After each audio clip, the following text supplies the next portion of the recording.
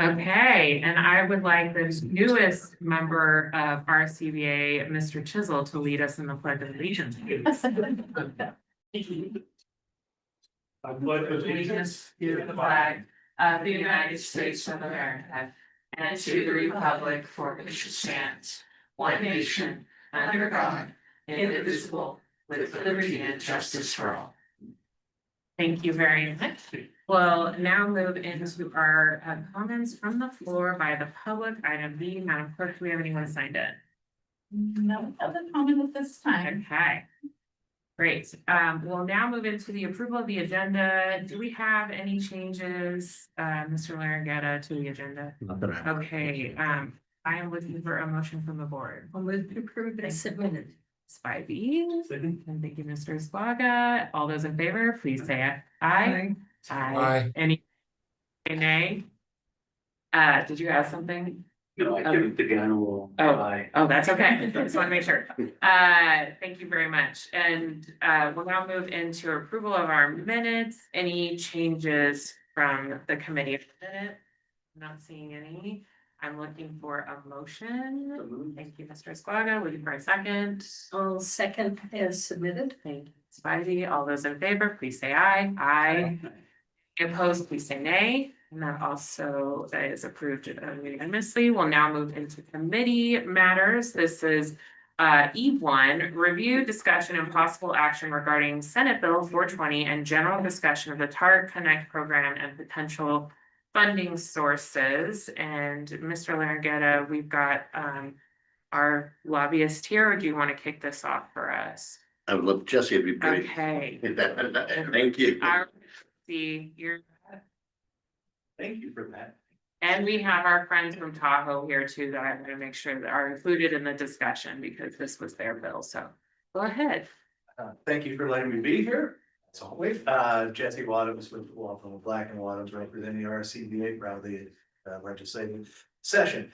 I think what I would want to say first before opining on anything about, say, what this board wishes to do with regard to SB 420 and bid funding for transportation or any other issues around the Tahoe Basin is by way of update from our last meeting. I think I had said that we were really very likely to go into special session. It was almost a fait accompli, but I think the world has changed since then.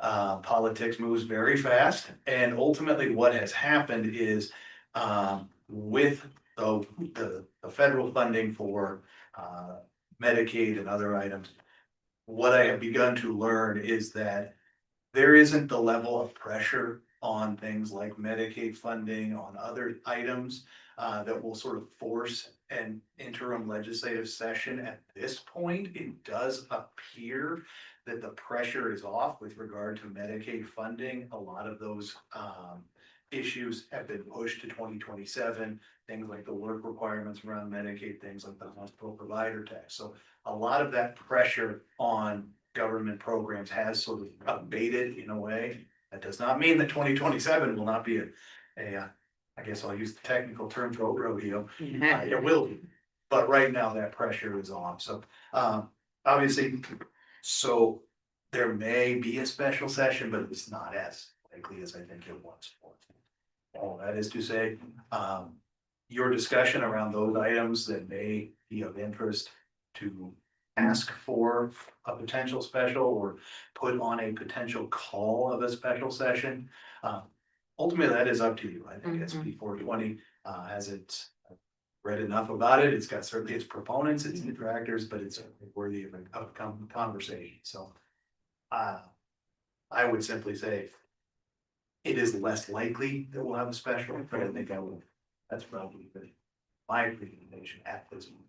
And just really quick, and I'll open it up to the committee members, just back on that idea that there's probably not going to be a special session. Are you hearing that folks are submitting requests to the governor? Other clients are doing that, or no? Now that that's what I would say, Commissioner, is that no, I am not. I do know that there are other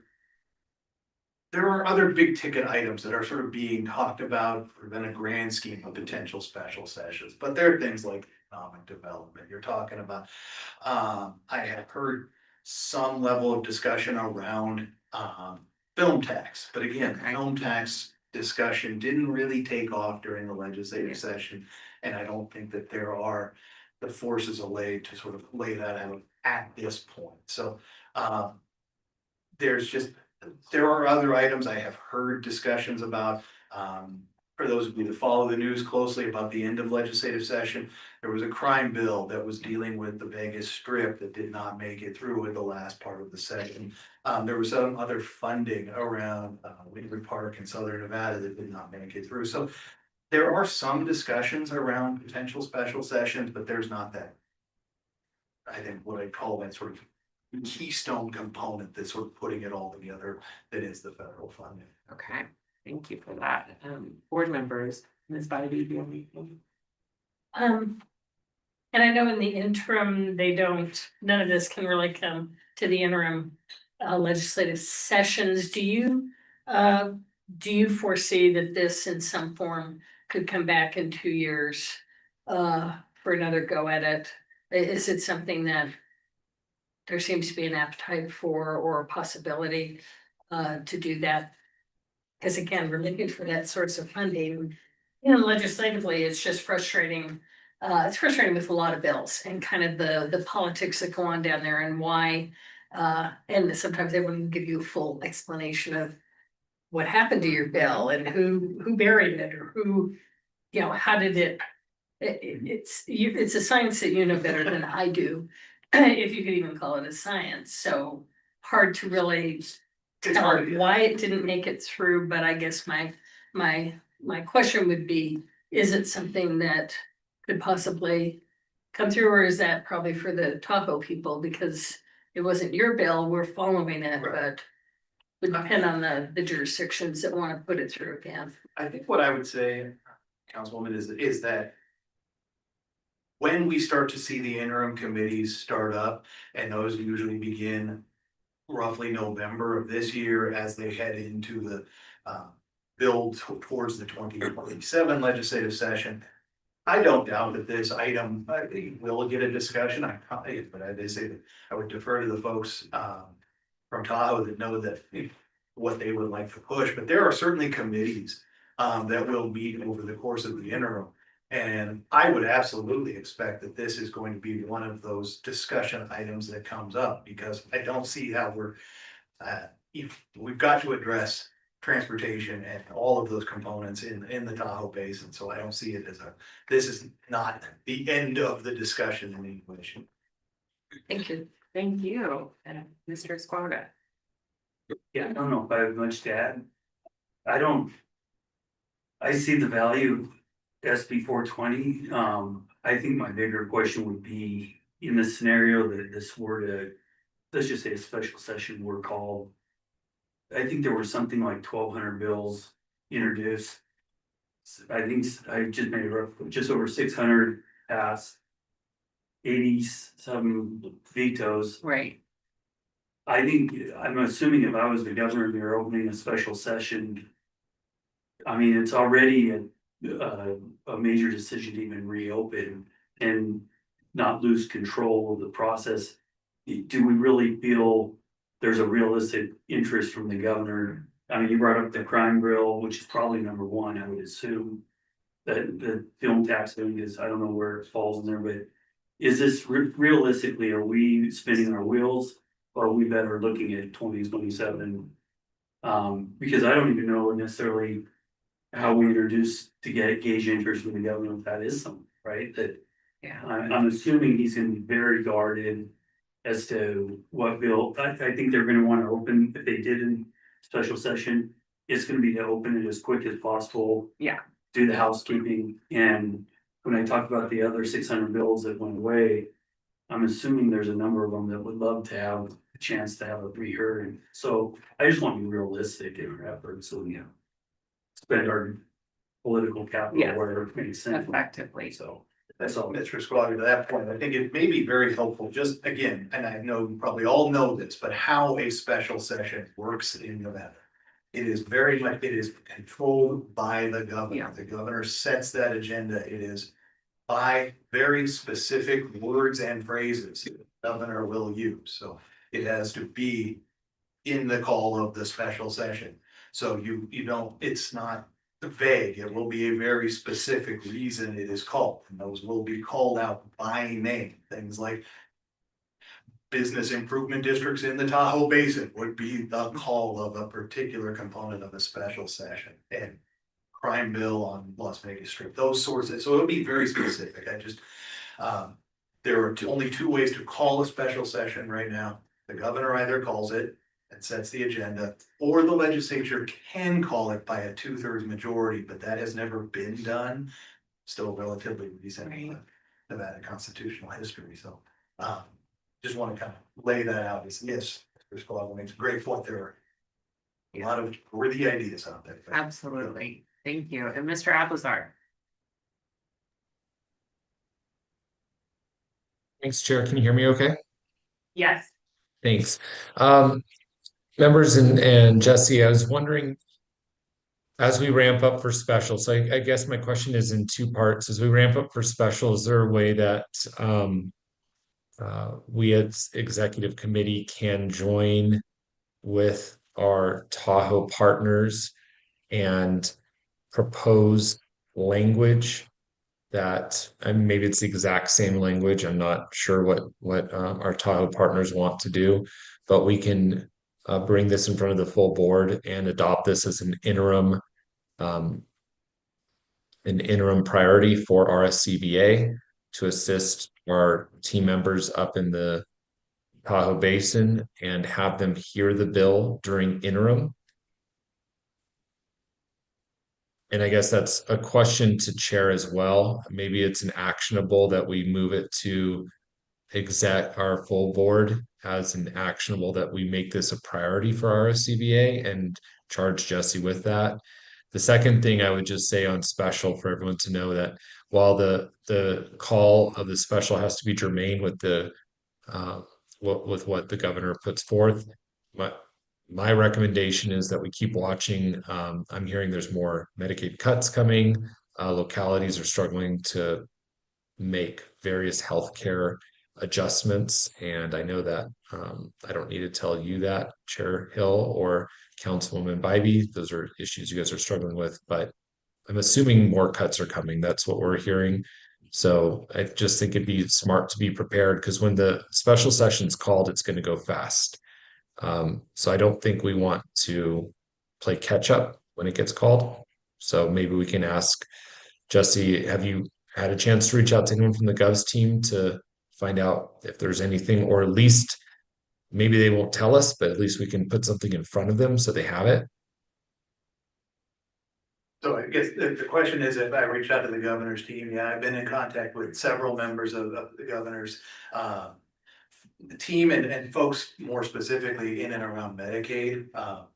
Obviously, I think I will disclose, we do represent the Nevada Hospital Association, and I do have some provider groups. So obviously trying to be very much aware and in tune with what is happening in that space so that we're ahead of, or trying to be ahead of whatever's happening with the federal government, although as you all saw, things can move very quickly. So right now, again, Mr. Evans was right. If and when a special session were to be called, it would move very quickly. Obviously, they try to do these things with some level of alacrity, to use a word. But I think we're trying to stay on top of that, and obviously we try to keep everybody apprised of what's happening with regard to that. And right now, what I am picking up is that the pressure has come. That it's just not that level of pressure. But again, that could change, so we do have to stay sort of ready. Okay, and Mr. Chapman is here, and I'd like to hear from him. He was the leader of this bill and had the vision really to bring this session. So I don't know if you have additional thoughts to add to the committee or suggestions for us. Yeah, thank you. For the record, Andy Chapman, I'm President and CEO of Travel North Tahoe, Nevada. First, I want to thank this committee, staff and committee for putting this item on your agenda. It's an important one for discussion, and we appreciate that opportunity. Obviously, we're still kind of determining what our next steps are in Tahoe. This bill took a variety of turns towards the end. And for this board or this committee's reference, at the end of the day, the final language that was being proposed was strictly a Washoe Tahoe BID opportunity. It shrunk from Lake-wide Nevada just to Washoe Tahoe. Which really our initial interest was just that, was, how are we kind of dealing with the issues that we are seeing up in the Washoe Tahoe area. And certainly a lake-wide effort was appreciated, and the support we saw from the LTVA and the partners on South Shore was good as well. So we're trying to still figure out what our next steps are. I think the important thing to discuss and the important thing to remember is the needs and the impacts that are happening in Tahoe haven't changed just because SB 420 was not successful. They are still there and they're still increasing. And these are issues with, transportation, getting people around the region, their impacts of both, and I will call them users, as I think I've talked to this committee before on the board. We are all users of the basin, whether you're a visitor or a resident. There's just a lot of people up there. So it's all those impacts that are created from that, whether it's trash or parking or just too many people on certain trails, because that's where the last influencer put a selfie out there and said, you need to go to this place. And obviously that does happen. There were a number of different, funding mechanisms that were discussed. I think the BID opportunity was one we landed on this session. Obviously, there was discussion around a surcharge, as we will remember. There was discussion about funds that are generated in the Tahoe Basin that kind of move away from the basin and an opportunity to keep more of the generated funds up in Tahoe there in Tahoe. But I think SB 420, the BID is where we landed, and I still think it's a very important opportunity. We are not sure which avenue we will be looking at from a standpoint of the interim and the committees. This bill went through the TRPA committee, and we were grateful to the TRPA and that oversight committee to bring it forward. We have not had the final discussions of if that is the best route forward. We do think that obviously as I said, the needs in the basin haven't gone away, so we do have to figure out how are we funding these issues. There's a lot of tentacles in the promotion of Tahoe and the awareness of Tahoe, and how are we all sitting around the table trying to support that. And I think a full recommendation by the RSCVA board on the support of a BID or on the support of how are we managing the destination and creating sustainable funding is very important. Obviously, we're not exactly sure how we're going to get there today. The whole idea of a special session would be great. I agree with Jesse. There are a lot of larger fish to probably fry on the governor's side in this particular item. But again, I think the support of this board could go a long way, and wherever we end up. And again, I'm not exactly sure where we are at that point, but what we do know is that the need is there. The need has not changed, and it is only increasing on us. As you know, Madam Chair, with our issues that we've had around just funding TART Connect itself.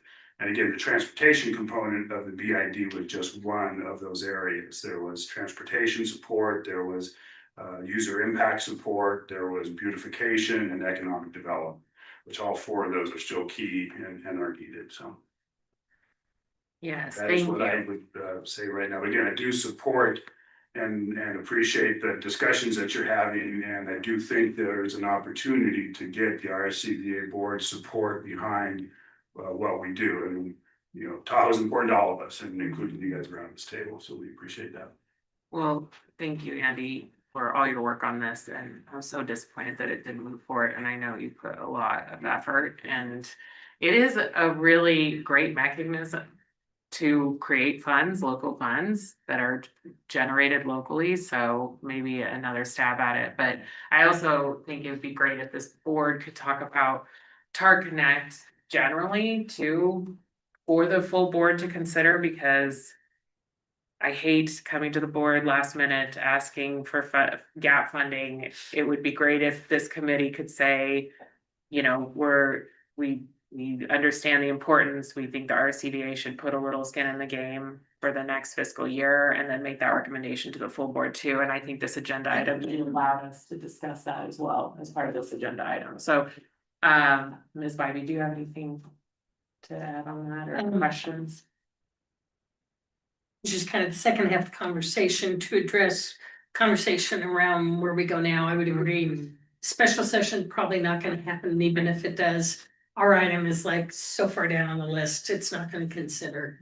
This one, they've got a couple of other big bills and Medicaid issue to deal with. So if anything, as far as our support and our voice of support, I can see for the interim committees to make sure that, and you had our support on this, so Right. Jesse knows we have supported it, so maybe as you craft the message for interim committees, having that in place also and ready for, you know, those committees in preparation for the following legislative session would be very helpful, and I agree totally with that. Then I think special session is gone.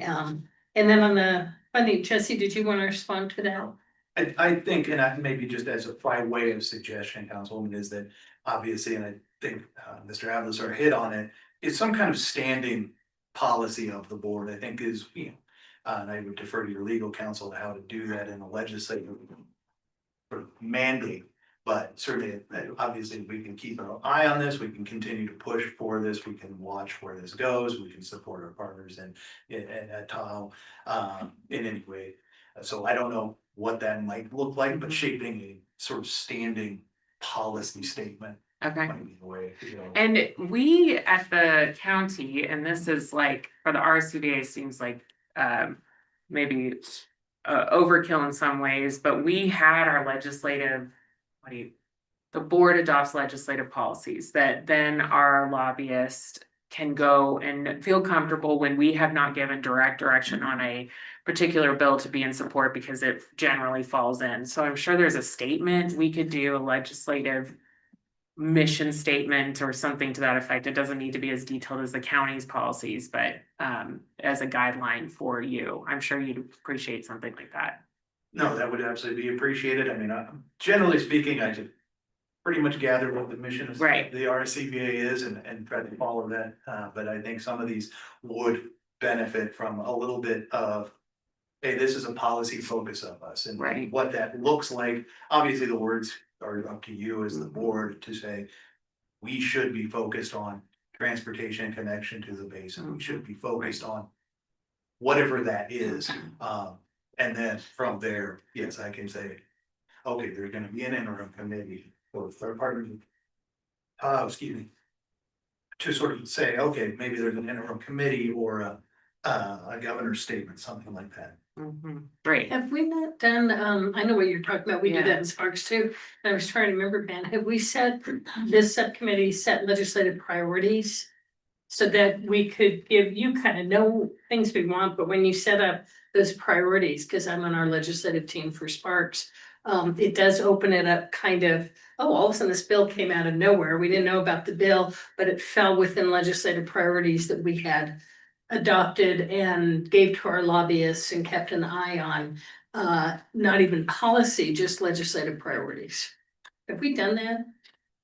For No, we, RSCVA in the before? past, we typically haven't. I mean, we've had like this last session, we had a bill that we were advocating for, that was an RSCVA bill. You know, typically our universe is much more well-defined than the city and the county. And so it's a lot easier for Mr. Wadhams to say, oh, this bill impacts the RSCVA and they might be interested in it. So we've never actually adopted a platform to my best of my recollection, but that's certainly something we could do in the future. Okay, and Mr. Esquire. Who is shepherding 420 for the effort? And I mean, we have Jesse in regards to our CBA interest, but I know you mentioned the TRPA committee. Did you say committee? Anybody?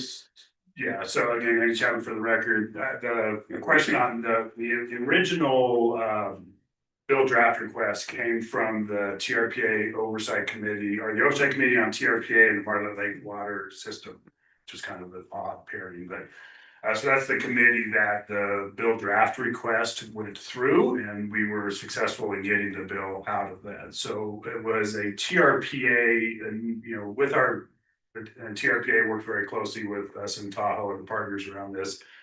As the vehicle, once the bill was there, TRPA kind of stepped back and let the business community move forward, and that's where we represented that. So I would say Travel North Tahoe, Nevada was one of the lead initiators or the supporters of it. We had the support of the Lake Tahoe Business Authority as well as the Tahoe Chamber representing the businesses on South Shore, and the North Lake Tahoe Chamber representing businesses on the North Shore. So it was really a tourism business led effort, if that answers your question. Did you have a representative lobbyist? We did. Yes. I'm just wondering, does it come from that body saying we have the we do have support from the RSCVA? Right. One of them, but So there, and I know the process of which the RSCVA works. We had a couple conversations, Mr. Larghetti and I did, about an opportunity to try to get this in front of the RSCVA to get some support during legislation. Didn't quite get there for whatever reasons that might be. But I think it would, again, when we move forward, having us all, linked arm in arm in this issue, I think just makes the opportunity stronger. I think the whole idea here was to give our businesses the opportunity to look at the issues that they have that are impeding customers from coming into their door and raising their own money to get this done. So it was obviously it's a self-assessment by businesses. The businesses were behind it. We had multiple meetings with all 5 sectors of our businesses that we had targeted on that. And, because we had anticipated that this was actually going to be successful. That's where we were moving towards. And that's what we're thinking. So we're building our campaign with our businesses for that effort. So again, I think we still have to figure out what our next steps are. The BID is still one, there's no doubt, but there I think are other discussions that I think are still worthy of that on how to get there. I know it's a more complex issue, but I'm assuming too the discussions federally have been attended, I'm sure. No one is coming with some federal buckets of money for us to fix these issues. Sadly, they don't like to fund operations. They'll give us a bus. But They'll pay for a transit facility. Well, the federal government of the past, I don't know for the present, but they do not fund operations. So that's where we're in a really tough. They look to local jurisdictions to fund operations. And I would say there is significant success stories around the basin and other parts of not only the western states, but around about business improvement districts. And there's a kind of a similar one in downtown here. It's built a little differently, but there are partners on the North Shore on the California side have a very successful BID. They generate about $6 million that go to offset these issues, whether it's workforce housing. They put a lot of money into housing, transportation, visitor impact, beautification, signage, all the things that are needed in a successful destination. Nevada just doesn't have that opportunity with that BID. Mr. Ablazar. Yeah, Madam Chair, I feel that, as the exec and legislative committee, I think we should move something to the full board so that we're prepared and give, to what Councilwoman Bybee mentioned, some guidance. Once interim starts, we have a platform or direction to our lobbyists to start working during the interim. And then obviously, maybe in that statement, something that we're working with Andy and his team on collaborative language that meets both of the needs so that we're ready. I hate kicking the, kicking the bucket down the, let's do something today is my hope. If we can have some sort of motion that guides Jesse, sends it to the full board and directs us into engaging so that we have sustainable funding up at the lake. What do you think about tasking staff to come up with some legislative principles that would include something like this? We can bring that to the full board, and then on the question of TART Connect funding for this fiscal year, should we recommend that goes to the finance committee? I wanna do it right, is what I'm saying, if we're gonna do something like that, and That's how we've done it, correct? Has it gone to finance each time, or no? it should. No, it hasn't. It's So depends on we time. can, I would bring it to finance committee this round, if that's the. Will of the committee to say that that's what we wanna do, and then bring some principles, including. This idea of supportive Tahoe transportation or 420 or. There's very smart people that can craft the legislative principles around here, so I'm sure they could figure it out. Does that sound like something the board would wanna, okay, I'm seeing nods. Do it, Yeah, I think, I think it needs to go to finance, okay. because I think as supportive as I've been. I think Mr. Squaga is kind of several of He's the us are same way. like, I get it. okay, last time, is this the last time? And we were really counting, I and know. unfortunately, this would have really. Solved the problem for all of us, right? So what do we do moving forward? But I Yeah. think with finance committee that the legislative side, absolutely. Yeah, And I think getting something ready to roll for the interim committee and looking forward makes sense out of this committee, but I think finance is the one who really has to take. We don't have it in our budget for this Yeah. year. We've already approved a budget. mhm, We're in our new fiscal year, so budgeting wise, and unfortunately, compared to a few years ago when we had augmentations. That was like this luxury of having extra money, we haven't had that, and we don't have that for this year, so I think finance is the committee to Okay. really look at. Is it feasible, how is it, can we support it, but can we afford it mhm, out of the budget that we have already approved? Would be Great. my thoughts on that. great. I can make the motion, or if someone else feels, okay, I'll take, Take a shot. all right. For you, Mr. Episar, sorry, were you gonna go Thank for you. it? I wanted to ask one quick question before we make a motion. Madam Chair and Jesse, is there an opportunity for RSCVA to go in front of IFC and request funding?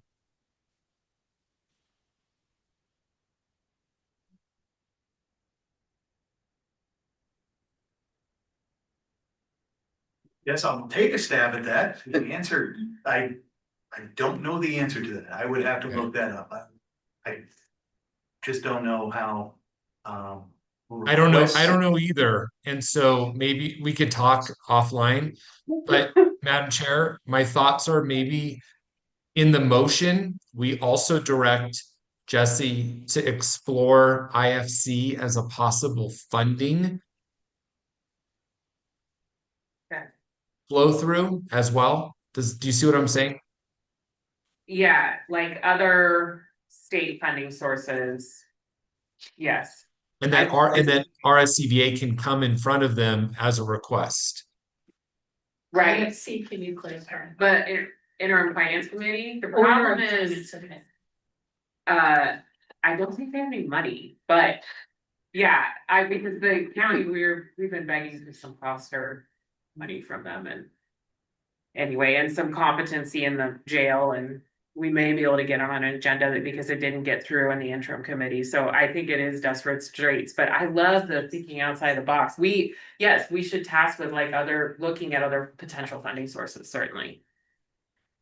Yeah, yes, go I ahead. just want to clarify one thing when we make this motion and making sure we're sort of supporting North Tahoe and the advocates of SB 420 versus sort of stepping into the driver's seat and taking over. I think what we're talking about is if that group wants to go to IFC and seek funding, we support that, Right, but we're not going to make that request outside of Andy's organization and the others that he's partnered with. and Mr. Chapman is coming up.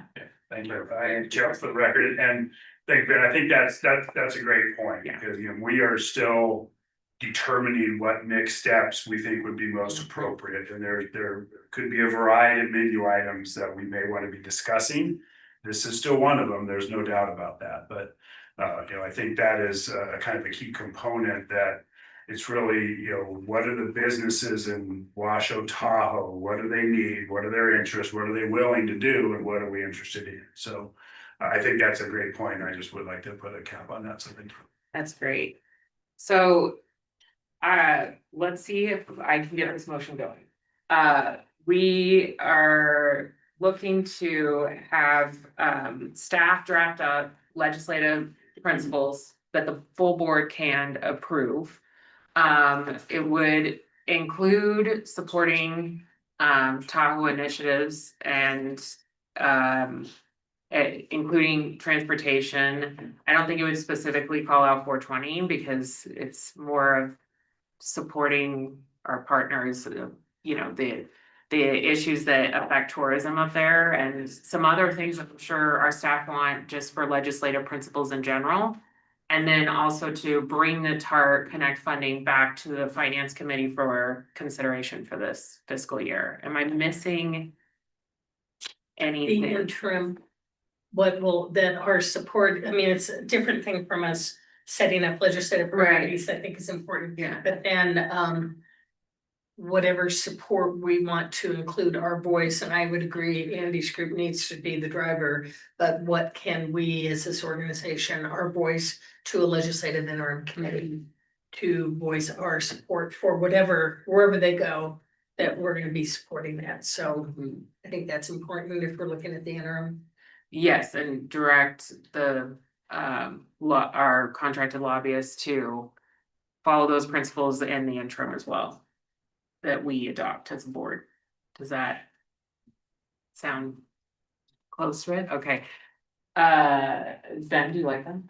So we have a board meeting on Thursday. Is the intent that we would draft sort of the legislative platform and take that to the board on Thursday? Or does it come back to this committee first to sort of approve those legislative policies and then go to the board? Well, I don't think we're gonna be able to get it by Thursday, so I don't think we're gonna do that for Thursday, but I don't necessarily need to see the platform of this committee. It can go to the full board unless there's committee members who want to see it at the committee. Before we go, I just, in the idea that Mr. Applesar is like, well, what if they do have a special session and we still are kind of behind behind it? I don't know if we should just say we're gonna put this on a August agenda and trust the staff. Chair, I feel that we gave enough guidance. If we vote unanimously as a committee, subcommittee to the full board, I think that's sufficient enough. And if we need to tinker at the full board with language, we can do it there. Great, okay, so that's a really fun motion. Looking for a second on that, if everyone understands what we're asking the team to do. Does the staff, do you understand that? Okay, We cool. do. And I don't know when the next finance committee meeting is, but we have a bit more time on that, I'm sure. Nothing scheduled. This is Okay. Eddie Abloser for the record. I'll second your motion, Madam Chair. Thank you, Mr. Albasar. Any questions on the motion? I just, one thing I just want to clarify too, because I think. I'm not trying to massage your words, Yeah, but. On identifying this kind of for a platform, legislative platform, you know, we do currently support tourism efforts regarding their challenges at the lake. Both financially, right, I think oh, yeah. we get the problem, so I don't want it to look like, okay, we're gonna shift gears now and start supporting the lakes. Concerns, we do. Oh, of course. Yeah. I think it's that, Jesse, did you necessarily testify on 420? Because you weren't given specific direction to do that and you didn't have principles that would allow you to do that. So I think that's more like giving you a bit more understanding and flexibility in those No, pieces. man, that's correct. We did not testify on 420 directly, but we once sort of, this board had identified that as an area of interest.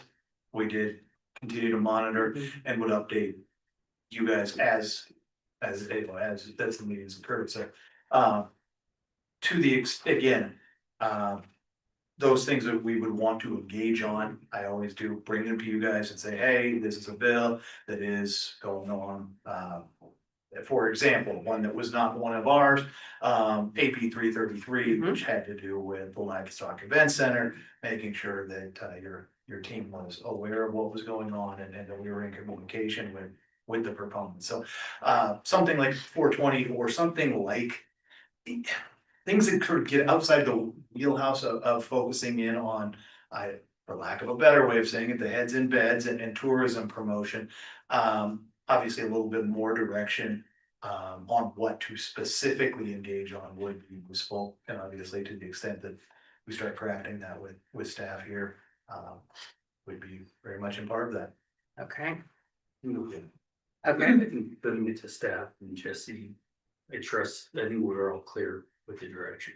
okay, great. Yeah, and we really, because special session is so unlikely to get into the interim side of it, we still have a little bit of time because we don't have an August board meeting. Right. So we'd be Oh, that's looking right. at So- which I don't think is a problem because it would give everybody time to kind of get things together and on the TART Connect financing, I don't know when finance meets again, but I agree with Ben entirely. I see this as our role is the voice of our RSCVA and supporting. Yeah. Supporting all their needs at the lake, because the lake is so important to us and our drive for tourism in the region, but we're not in the driver's seat. Right. We're the passenger in the back seat that are supporting, people know that we shouldn't be driving. Right, and I think like specifically, and I know not to beat this down, but like. We at the county testified in support of a rail safety bill. It was not our bill. But we testified in support because we saw the need to support safety and for trains that go directly through our county. So I think that that's kind of the idea of like giving that direction so that the common sense, the lobbyists can kind of do what is right for the organization overall. Okay. All right, we have a motion and a second by Mr. Alvazar. Any other discussion on this? Seeing none, all those in favor, please say aye. Aye. Thank you. Any opposed, please say nay. And that motion passes unanimously. Thank you for that great discussion. We're now going to move into E2. This is review, discussion, and revision and possible approval of the survey questions to be utilized in connection with the RSCVA annual president CEO review. I will just say, the team sent me the review language and said, you know, I know the committee that maybe this committee or another committee had already extensively gone through this. I just wanted to make sure we're already having this meeting. I had our wonderful HR manager look over this language to make sure it was relevant and made sense. And so that is what's before you today. Is there any additions to that lead-in that you may have? Okay, and then do you have anything to add on this? No, unless you have any questions.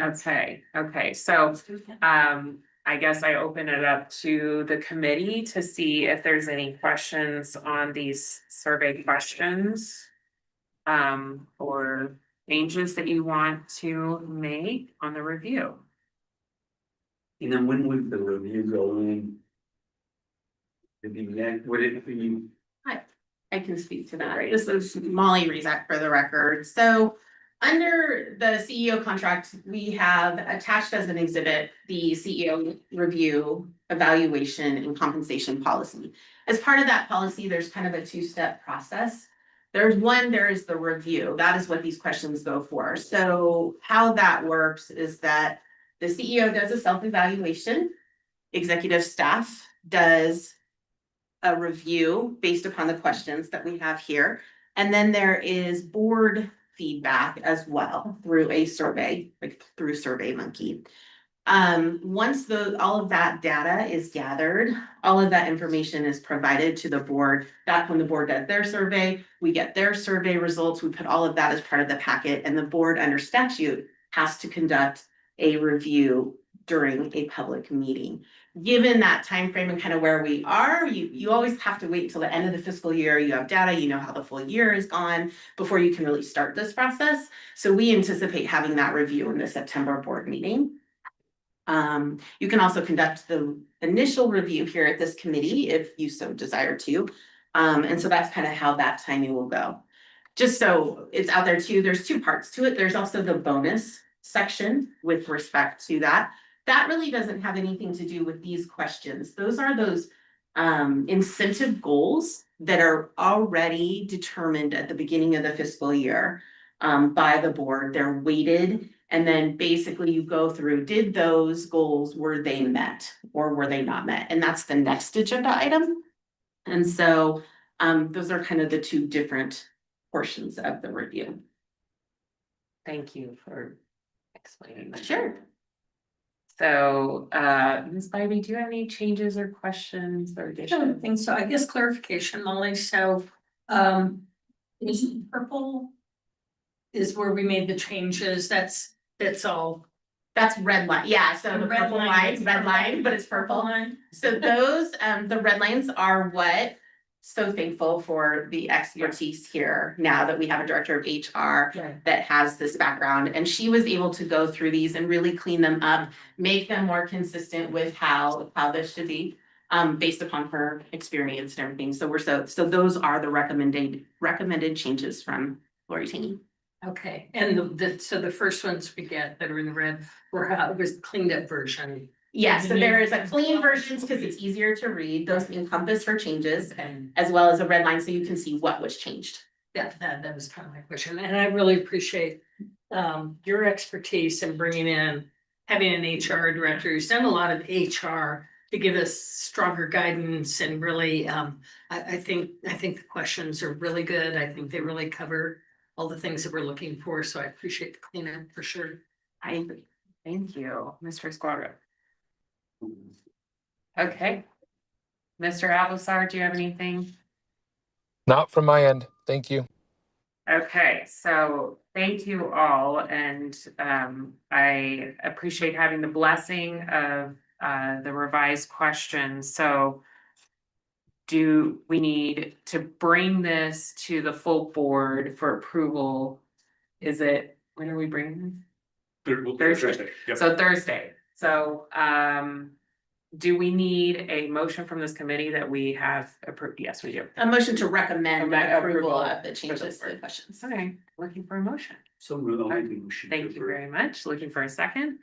I'll second. Thank Motion you. to approve. We have a motion and a second. Any questions on that? All those in favor, please say aye. Aye.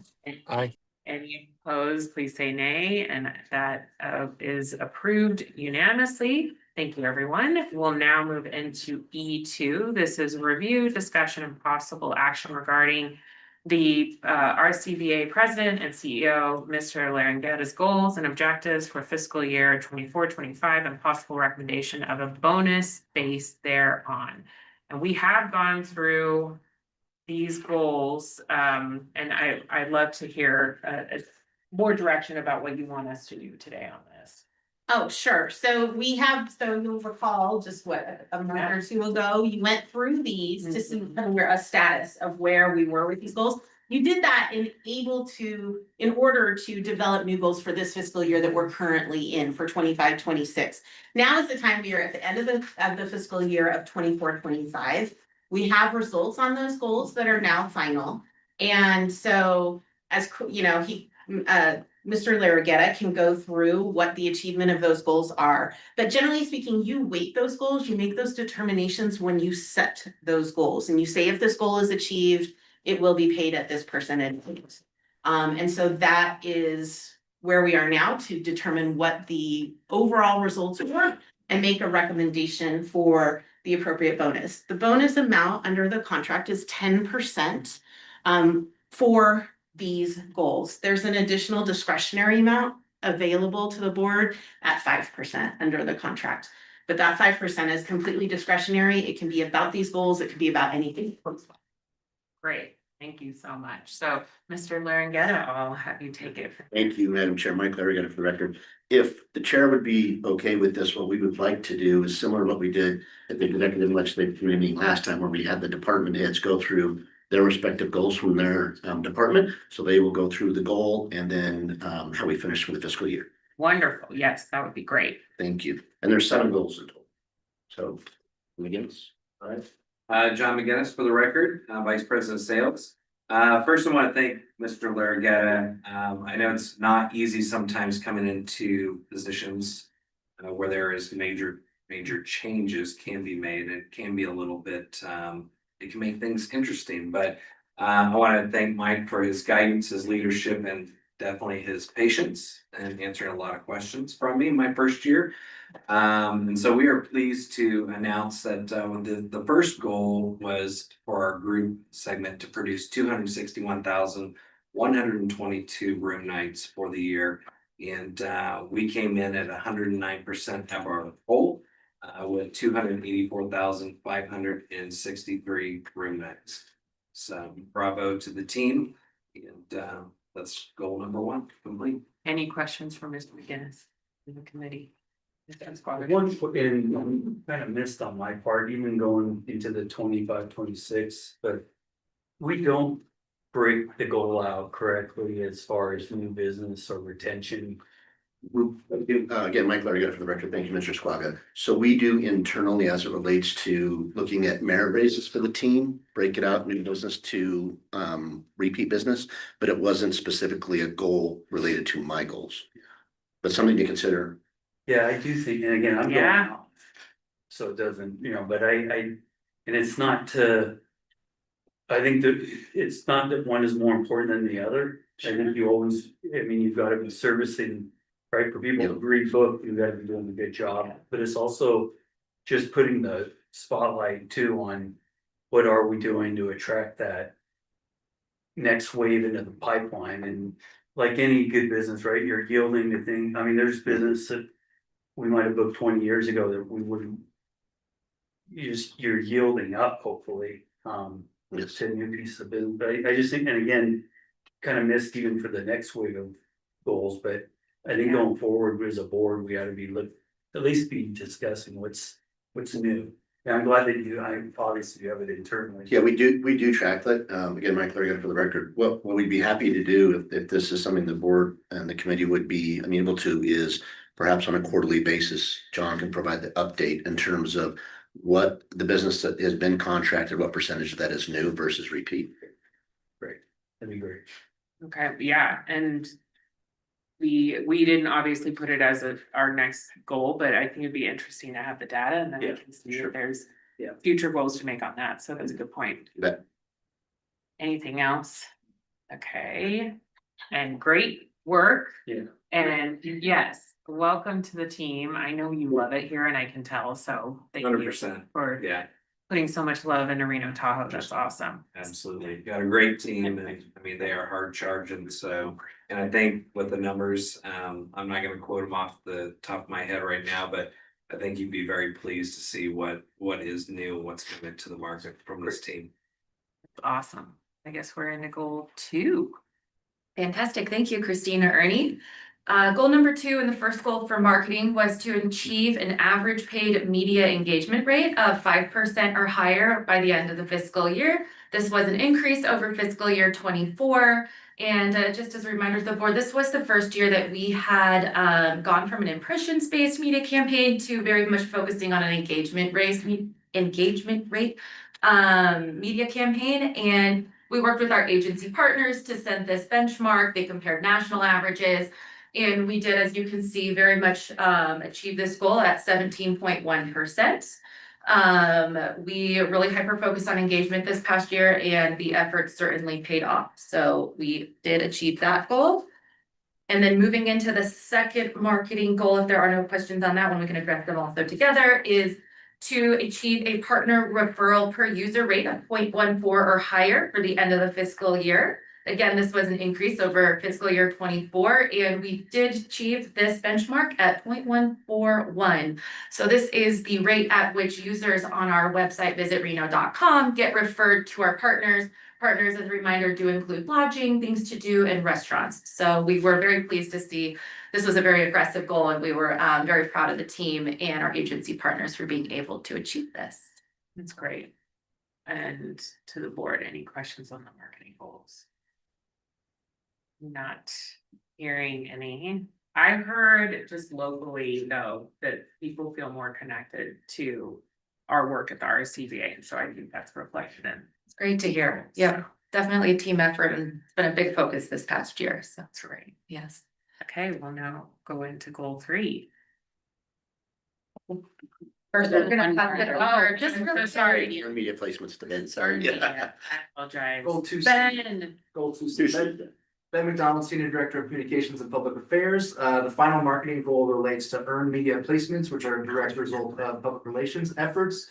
Again, we specify between mentions, which we don't take credit for. Mentions are anywhere that our name pops up that we didn't necessarily have a direct impact on that placement. So we're only taking credit for direct placements, things that we work on individually. The goal for this fiscal year was 215. And I think when we reported through April, we were pacing pretty much directly on that, around 165, 175 placements at that time. We've had some great success over the last 2 months of the fiscal year, and we actually ended up with 275 total earned media placements. And again, the placements can vary and are very unpredictable. Sometimes they come in waves like that, and sometimes you sit for a few weeks and you don't get much. So we definitely achieved that goal. I'm happy to answer any specific questions you might have. And at the governor's athletics dinner, RSCVA got a huge shout out for the track and our partnership with UNR. And so were those the final articles that we saw? So we did have, I mean, we're still pushing track, right? Yeah, We're always of talking course. about track. We've had some recent, a few recent minor articles related that included the track as well. But we had about 45 placements locally and nationally just on that indoor track product. That's great. And then someone told me we were in leisure and Travel. Travel and leisure? yeah. Yeah, Do we have we sent that to the board? I received it yesterday, so Okay. not yet. Okay, so that is amazing. Yes. Congratulations. And is that part of this effort as well? Because that was earned media, right? Or was that? It would be for the next, Right, the July. But I'm just saying, and then Yes. the sushi placement in New York That was not Times. us, that was Mike Higdon. So Mike, yeah. if Okay, you're not you didn't take credit for it. We did not. Okay, got it. I wanted to. Yeah. I feel like I'm trying to make you do that, so sorry. All right, opening it up to the committee. Do you have any questions on that? So even back to partner referrals again, and does KPS3 pull that then? Is that how we, Mm-hmm. and then on your media placement, Ben, is that through the? Agency partners, Yeah, Deborah Royal, Royal. Good Giant. Yeah, got it. Okay. All right, and Eddie, pop in if you have questions. I'm just kind of generally opening it up for each one. Thank so. you. I'm listening. Okay, cool. We'll now move into goal 3.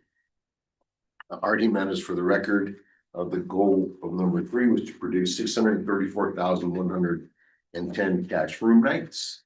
And that was being recorded by 11 hotel properties and also some tourism sales third-party reporting programs, which include OTA, wholesale, receptive operators, travel agents, and motor coach. And I want to announce that we hit our goal 109% as well. 699,000 room nights for the year. So Amazing. yeah, we had a good year. We had a really good year. It was up a lot higher from where we ended fiscal year 24, nearly 70,000 more room nights.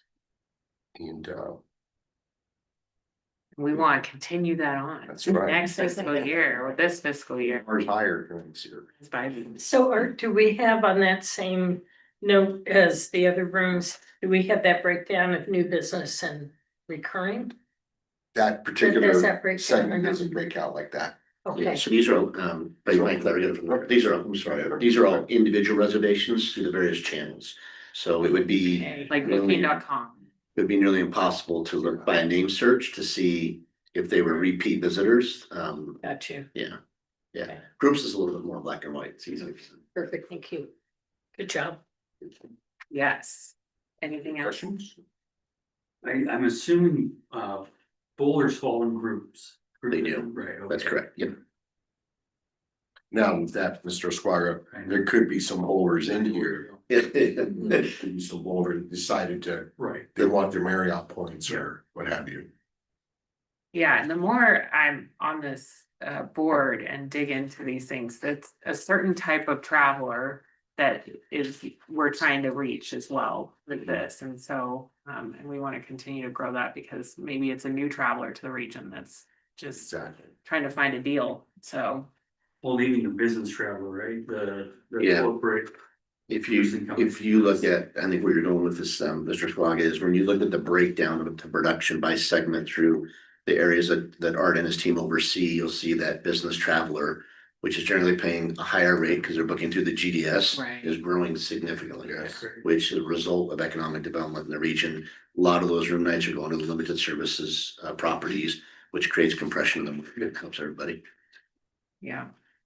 Cool. Okay, we'll now move, good job. We'll now move into item 4. All right, Renee McGinnis for the record, and I'm gonna be the Debbie Downer because we didn't meet the goal of 100%. So we had a budgeted revenue goal for the venues of $6.4 million. And when we came to the board in May, I think we shared, we thought we would do about 6 million. We actually ended up doing 6.2 million, which put Mike in the 90% category and ended up being about 97% of the total budget for the year. So Right. overall, I believe the team did a really good job, but considering where we were coming from, but Mike gets 90% of ours. And this was also not hearing from our partners as well, or is not working with our partners collaboratively, not our issue, but just they maybe weren't. The majority of it was the lack of concerts at the Reno Event Right, Center. okay. So, but thank you to the board for changing that so that we could take a different direction and start buying or bidding on local entertainment. So yes, there was a deficit at the Reno Event Center of about $600,000. So we were able to make up about 400 of that That's at the other venues. So good job, other venues too. Yes. Any questions or comments? So Renee, on the, these are just the revenues. Yes. They don't, how are we sitting? I know our biggest challenge, probably the history of this organization, are the operational costs, because all of our venues, even when we're trying to have it busy every day that we possibly can, Right. we have a negative. Right. How are we on operational costs relative to these revenues? I'm glad our revenues, obviously our goal is to bring those up. Yeah. And I know, and I also understand too, the busier it is, the more cost for operation, for manpower, for wear and tear, for it's a catch-22 because we want them busy, but it costs money to do that. So how are we sitting deficit wise with our facilities? Because that's been historically. And I don't know if that's your question or Sure not. too. Yeah. Thank you. I'll give it to you. Great question, Councilman. Mike already got the record. So we do track our operating expenses versus revenues by facilities. It varies by facility depending on the type of business we put in each facility. Unfortunately, expenses have gone up. So we have tasked the team and Chad specifically this year to try and identify some operating efficiencies. Whether that be in the downtown facilities, the Livestock Event Center, or the Convention Center.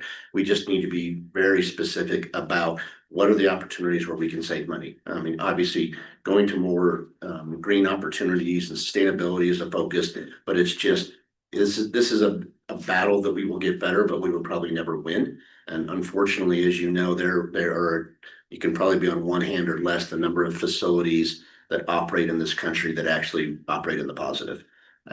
They are lost leaders that are predominantly exist to drive business and room tax and heads and beds and tourism.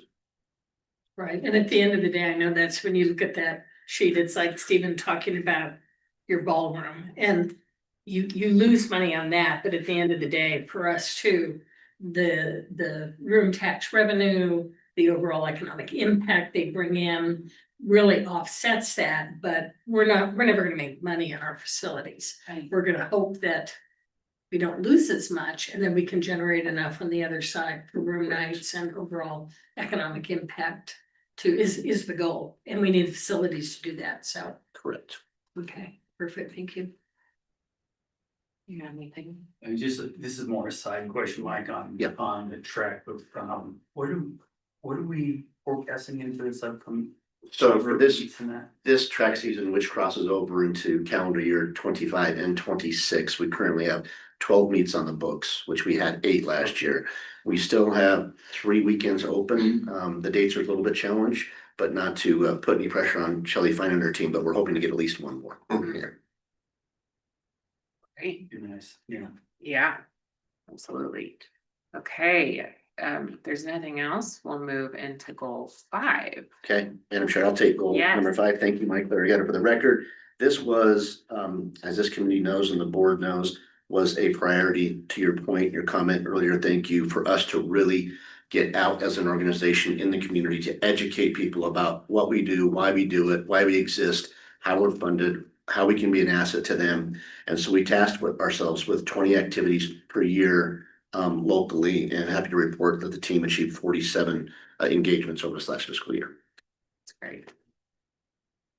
And It that shows. includes, so Mike, I know we've got the quarterly community stakeholder engagement, kind of what are just briefly kind of some of the other speaking engagements, charitable things like Yeah, so 47 these- is a lot and it's awesome. So these are opportunities where we maybe speak at a breakfast like a WIN, or this could be through the university where we speak to the business classes, or we do tours with the classes in our facilities. This could be Rotary clubs. It's really any kind of public entity to where we feel like it's beneficial for them to hear from us and for us to be in front speaking to them. Like speaking at our council meeting and give us an update, right? Yeah, I don't even think we counted that one, but yes, absolutely. We need that. And I will say that you did the visitor profile to the county commission, and the whole board was engaged That's and great. interested. It was really well done. And I know we're going to have you back to just talk about the RSCVA in general, and you'll talk about the track and all the exciting stuff that we're doing.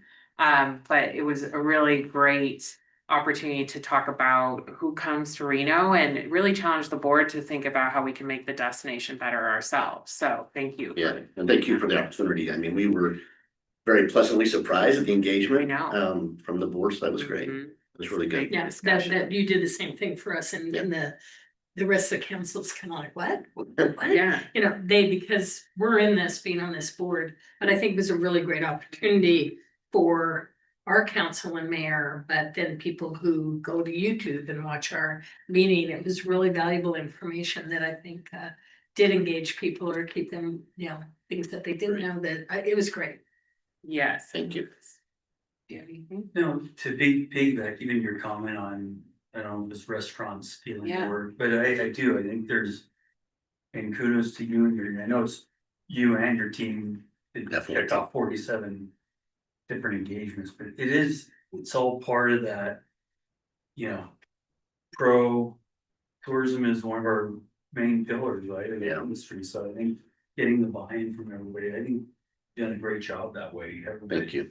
And we're, along those lines, one of our goals internally we talk about is we're obviously somewhat known in this community as RSCVA. We've had this conversation ad nauseum. We're really making a big push to get on the Visit Reno Tahoe platform, because RSCVA just seems so, and what does that really stand for? And and not to discount Sparks in any way, Councilman, it's just Visit Reno Tahoe is who we are as a brand, and we think it has so much more equity in the name, so. No, I think your quarterly Stakeholder updates, and when you catch everyone or you don't, it's just a great way to. It's a great way to even get people you see in the industry. Kind of cross-pollinating, it's good. Yeah. Wonderful. We'll now move into goal 6. That's me. Hi, I'm Lori Taney, Director of HR for the record. Goal number 6 revolved around voluntary terminations to be decreased by 5%. And I think if this was a horse race, it would be a photo finish. I'd like to share some of the numbers with you. The 23-24 numbers we're at a 9.92% voluntary termination rate. This cycle, we landed on a 5.80% termination rate. So dramatically down, but it's short 4.12%. I think one of the reasons that we changed the goals for next year was because this is just a very difficult number to hit, and also focusing more on employee engagement, which you'll probably see the domino effect of that the voluntary terminations would go down, but so close, but didn't quite meet the goal. Goal number 7 was to execute the employee survey, and I know the board has seen the results of that survey. Just a quick review, there were lots of energy around the survey. We had a 73% response rate. 96% of employees were satisfied or very satisfied. And that was very successful, and I think that it demonstrates the positive impact of the current leadership. Yes. For sure. Any questions? Lori, what was our, what was your response rate again? I know it was really good, 97, 73%. 73%. And you said compared to national average on Oh, gosh. that survey, it's a lot higher. Yeah, I want to say response rates were maybe in the 30 to 40%. I could hold that data, but Wow, yes, so extraordinarily high. Yeah. And that shows that they think you're also going to take the input. That's why I do the survey unless you think that someone will listen to it. So, Right. that's huge. Okay. Oh, and Mr. Alvazar is unmuted. Go ahead, or are you not? Never mind, I may have read that wrong. Do you have anything for us? No, I'm good. Thank you, Chair. Absolutely. Okay. Well, it was a great year, right? Good here. Yeah, really great year. Okay, so now that you know what was achieved, what was not achieved, based upon that, there was everything but goal 4 was at the 90%. And what that means is you get 90% of the 15% of the total bonus pool, right? So the total bonus pool is 31,500. Doing all of the math and also taking out goal 6 as not achieved. And Mr. Larragetta, please correct me if I miss math and a lawyer, that's not always putting this together. But I have $29,452.50.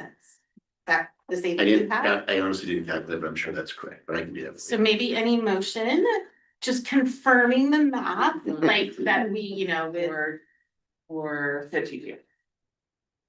29,452.50. Is that what you have as well? 2 lawyers. Wow. So. So you check each other. And 9, once you did it again, sorry. $29,452.50. Can you just run through one more time the percent? Sure. So in your packet on that goal sheet, each goal is weighted.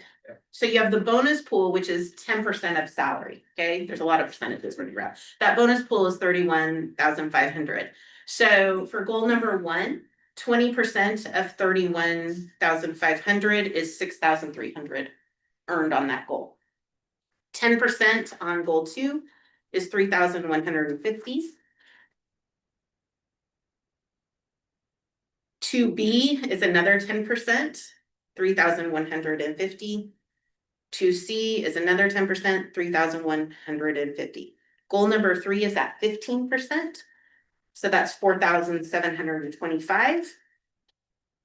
Goal 4 was the one that is 90% of 15%. So if 15% is 4,725, 90% of that is 4,252.50. Then goal 5 is 10%, 3,150. Goal 6 was not achieved, so that's 0. And goal 7 was achieved at 1,575 for 5%. And that total being the 29,452.50. So Molly, what happened on goal 6? Goal 6 was to achieve 5, you had to meet 5% and it came in at 4.12%. And so that if you don't achieve the goal, the bonus is not paid. So we're not taking what percentage of the goal like we did on number 4? As the board approved it, there were not in other ones. So like goal 1, for example, if you look at that, or goal 4 is a good one. It's at different levels. This was just a straight across, meet the 5%. You either get it or you don't. Okay, so there's nothing added Correct. to that 5%. That 5% is not earned. Correct. Okay. Gotcha.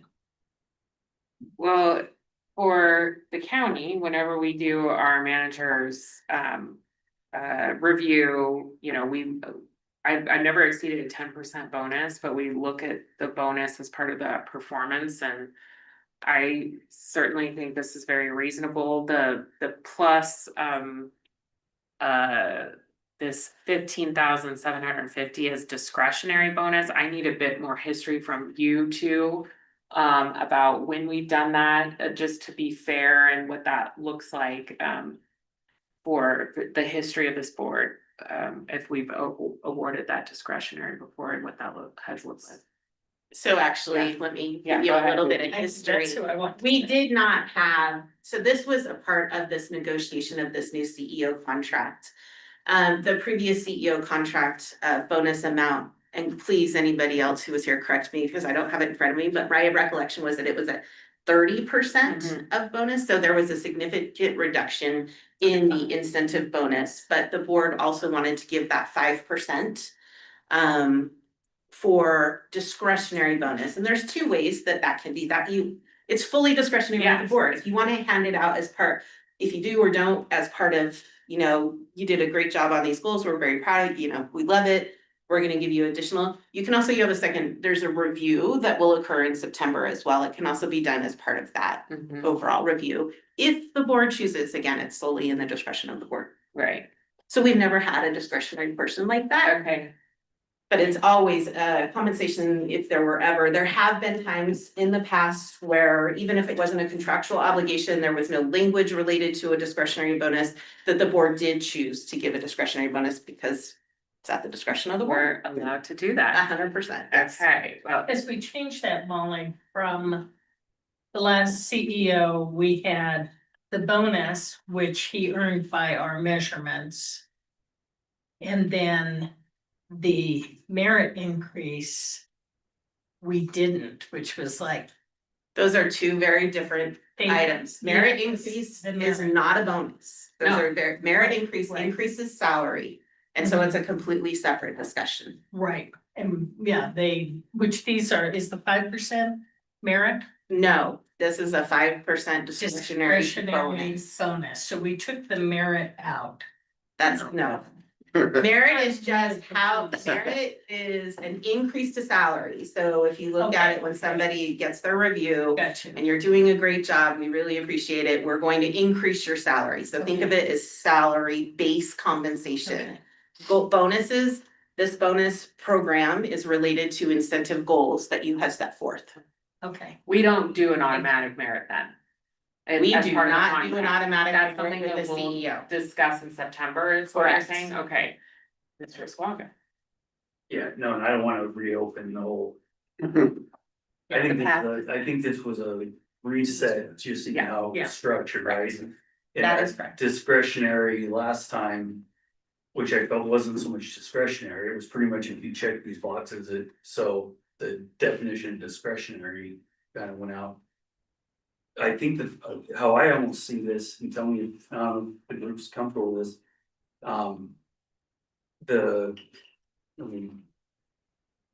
The payment of the bonus, I would be in favor of making a motion to. Yeah. I think the discretionary bonus piece should go to the full Review. group versus us Right. making a recommendation, because I think, to your point, we'll gather all the information in September, and then I think that's the point where the full group says, do we do a plus to kind of a sweetener, or how we feel, but this feels more in line, I feel, the right way to be going. And to your point, it's solely separate, then the merit discussion is a whole separate. Another board discussion. And that would potentially occur in September along with the review. Right. Yes, I think it's, I'm with you, I feel very comfortable with the 29,452.50. Well deserved. Yeah. You totally earned it. I'm probably gonna be recommending a merit as well, when it comes before the board in September, and we'll have that full discussion. I'm hesitant just as a government employee, just to push more than a 10% bonus, but that's just where I sit, and making sure that the RSCVA looks like we understand the climate of the community and all those things, but I don't know if there's a different feeling that the board may have when we get to that point. Or are you talking about on the discretionary? Yeah. which it would be under 10, right? I mean, we've actually brought this in line considerably from the last. Yes. Structure. Yeah.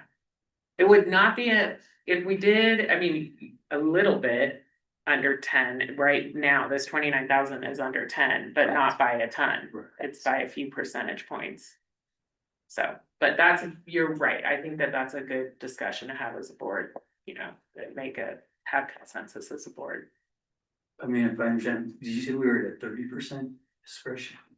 So the bonus potential was 30% under the previous contract. It was a similar program as here, where at the beginning of the fiscal year, the goals were determined, incentive goals were determined, they were weighted, and if the goal was achieved, it was paid. There was no just really truly discretionary part there. And so that was what was changed. Just so I clarify, make sure I understand, I think what you're talking about is we award the quantitative or make a recommendation to the board to award the quantitative bonus in 29,452 at the August meeting, September meeting. We'll conduct we'll send out the survey, we'll have that back, we'll conduct the full review. And then at that meeting, the board can discuss whether they want to do a merit increase. And then this 5% discretionary bonus can be revisited based on those reviews. Yeah, that's what I'm thinking. Is that okay, Mr. Larry? Absolutely. I'm very appreciative. Thank you. Yeah, well, you deserved it. And Mr. Ablazar, do you have anything? I think that moving it to the board for that broader discussion is wise. Thank you, Chair. Thank you. Well, I will make a motion for the bonus to go before the full board as a recommendation of $29,452.50. Looking for a second. Thank you. And I would agree for discussion, I would agree, I'm comfortable because he's more than well met all the goals that we've set forward. You and your team have met all those goals, minus the one which is minimal. So really comfortable with that, but I would really like the opportunity on the discretionary bonus and whether we look at a merit or not, to come in September with more information with the, because part of that information is going to be also our financial status. Yes. So for me, on the fiscal conservative side of it, looking at where we stand fiscally, can we do the discretionary and a possible merit?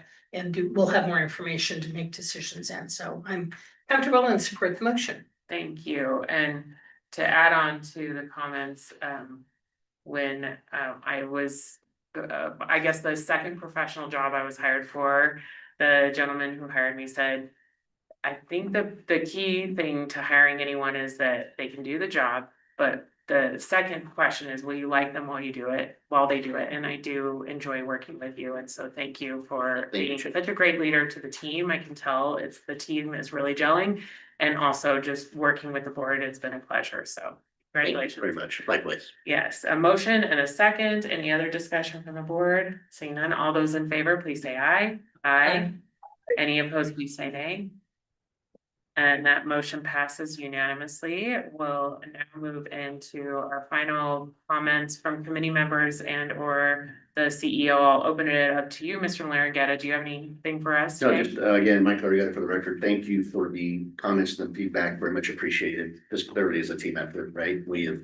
I think we have surrounded ourselves with a very strong executive team, senior staff team, and they've done an excellent job of hiring managers and supervisors and frontline employees. So it's in the 8+ years I've been with the organization, the culture, the environment, the team member morale is as high as it's ever been. That's awesome. Thank you. Any board member comments? Do you have anything? No? All right. Do you have anything? Comment now. Okay. And Mr. Alcazar, do you have anything? Sorry, it's trying to get off mute. Nothing on my end. Mike and team, great job. Really thrilled with every report you give us. Thanks, Madam Chair. Thank you. All right, our final comments from the floor by the public. Do we have anything, Madam Clerk? No public comment this time. Okay, well, thank you everyone for a great meeting. We are